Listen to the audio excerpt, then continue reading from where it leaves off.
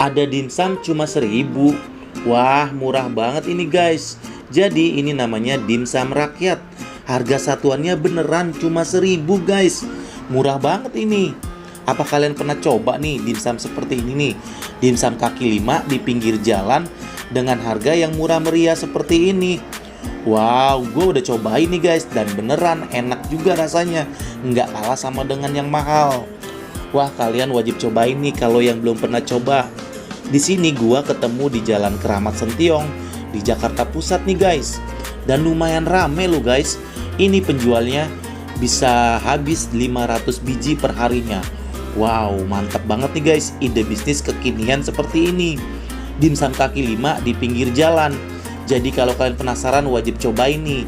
Dan kalau kalian penasaran juga dengan video yang lengkap dan alamat lengkapnya, cek aja ya di YouTube gua ini. Oke guys.